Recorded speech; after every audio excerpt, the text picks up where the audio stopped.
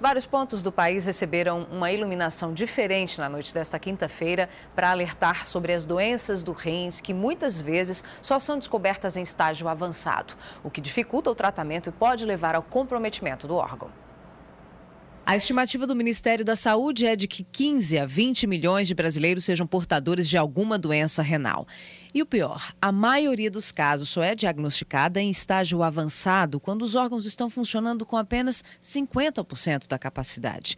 Em todo o país, cerca de 92 mil pessoas realizam a hemodiálise ou diálise. Os rins exercem papel fundamental no equilíbrio do nosso organismo. Eles atuam como filtros, eliminando toxinas que fazem mal ao corpo. E os principais fatores que desencadeiam as doenças do rim são a pressão arterial, o diabetes e a obesidade. E para alertar sobre os cuidados com o órgão, alguns pontos do país foram iluminados, como Cristo Redentor, no Rio de Janeiro, e o Ministério da Saúde, em Brasília.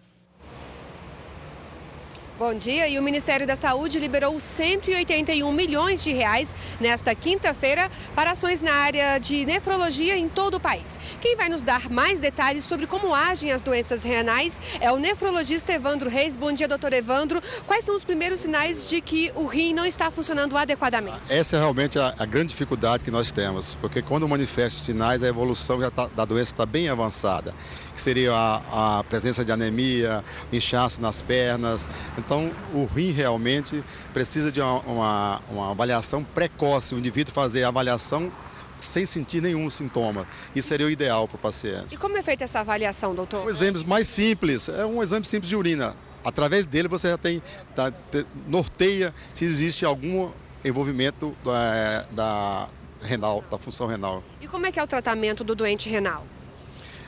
Na fase avançada, que é o que vocês realmente fazem, doença renal, só existe duas modalidades, ou a diálise ou o transplante renal.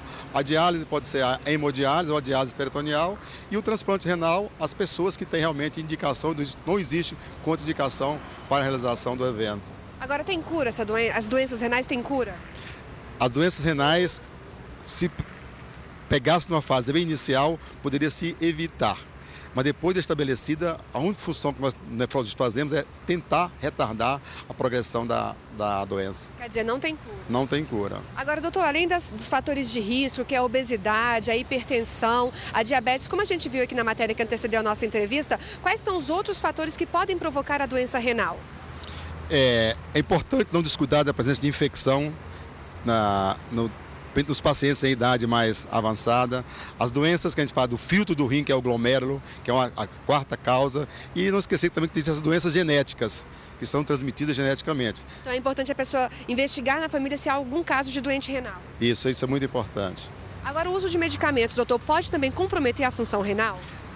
É importante que ninguém faça uso de medicação a não ser sem orientação médica, mas principalmente os anti-inflamatórios são as drogas hoje em evidência que faz mais comprometimento da função renal. Nunca tomar remédio por conta própria? Nunca tomar medicação sem prescrição médica. Agora, doutor, como é que se define quem vai receber o implante e quem vai fazer a diálise ou hemodiálise? As três são modalidades de tratamento.